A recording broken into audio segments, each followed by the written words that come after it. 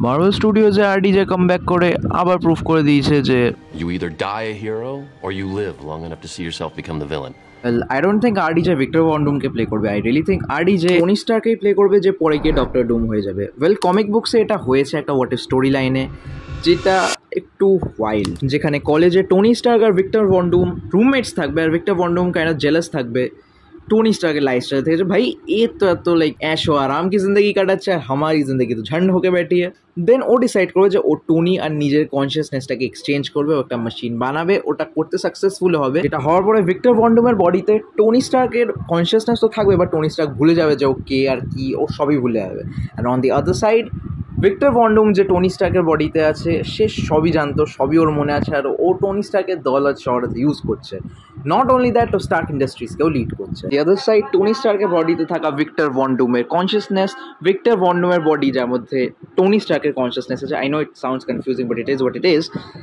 ওকে ফাঁসিয়ে দেবে যে এই বান্দা আমাকে জোর জবরদস্তি করে এখানে এনে এক্সপেরিমেন্টস করছিল। তারপরে ভিক্টর ভন ডুমের জেল হয়, বাট ভিক্টর ভন ডুম তো ভিক্টর ভন ডুম না, কনসিয়াসনেসটা তো টনি স্টার্কেরই। তো জেল থেকে বেরোনোর পর ও পড়াশোনা করে নিজের কোম্পানি বানায়, যেটা হলো ডুম ইন্ডাস্ট্রিজ। তারপরে দুজনই নিজের নিজের আর্মারে ফাইট করে একে অপরের সাথে এন্ডিংয়ে, অ্যান্ড যেটা যেতে ভিক্টর ভন ডুমের বডিতে থাকা টনি স্টার্কের কনসিয়াসনেস। ওয়েল, এখানে এটা লক্ষ্য করা যায় যে কমিক বুকসে ভিক্টর ভন ডুম টনি স্টার্কের বডি কন্ট্রোল করেছে, সো ওরা এমসিইউতেও এটাকে অ্যাডাপ্ট করতে পারে, and this is how.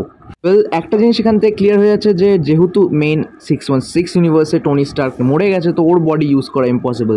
So এটা একটা মাল্টিভার্সাল টনি স্টার্ক, যার মধ্যে ভিক্টর ভন ডুমের কনসিয়াসনেস আছে। তাছাড়া আই ডোন্ট রিয়েলি থিঙ্ক যে ওরা ডাইরেক্ট ডুমসডেতে এই ডক্টর ডুমকে নিয়ে আসবে। ওয়েল, তার আগেও হয়তো ওরা এই ডক্টর ডুমকে কোথাও একটা দেখাবে, স্পেশাল প্রেজেন্টেশন হোক বা ফ্যান্টাস্টিক ফোরের মুভিতেই হোক না কেন, যেটা এই কনক্লুশনে আনে যে এই doctor Doom slash Tony Stark slash whatever this character is maybe fantastic ফোরের ইউনিভার্সের হতে পারে, বিকজ ডুমসডের আগে ওরা ওই ক্যারেক্টারটাকে মিনিমাম একটা মুভিতে তো ক্যামিও দেবেই, যেমন ইনফিনিটি সাগাতে থ্যানোসের ছিল। আর তাছাড়াও আমরা দেখেছি যে ইনকারশনস, যেটা সিক্রেট ওয়ার্সের মেন কারণ, সেটা ডক্টর স্ট্রেঞ্জের লাস্টের দিকে শুরু হয়ে গেছিলো। সো মেবি এরকম ইনকারশনস হতে হতে হতে হতে ফ্যান্টাস্টিক ফোরের ইউনিভার্সেও ইনকারশন হওয়ার সম্ভাবনা চলে আসবে। তারপরে কিছুভাবে ডক্টর স্ট্রেঞ্জ, ফ্যান্টাস্টিক ফোর এরা মেন ইউনিভার্সে চলে আসবে, অ্যান্ড দেন ডুমসডে সেট আপটা করা হবে, সামথিং লাইক দ্যাট। কারণ এটা ছাড়া আর কোনো কিছু হয় বলে মনে হয় না। যদি সেটা হয় দেন মার্ভেল দারুণ খেলবে।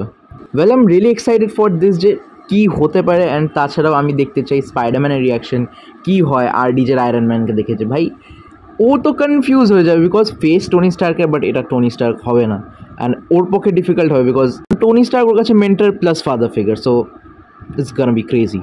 সো গাইজ, আজকের ভিডিওটা এইটুকুই। হোপস তো তোমরা এনজয় করছো। এনজয় করে লাইক করে দিও, তোমার থটস কমেন্ট করে দিও, শেয়ার করে দিও তোমার বন্ধুদের সাথে, অ্যান্ড সাবস্ক্রাইব করে দিও এরকম আরও কন্টেন্টের জন্যে। আমি খুব শীঘ্রই এরকম কন্টেন্ট নিয়ে ফিরে আসবো। সো ততক্ষণের জন্যে বাই।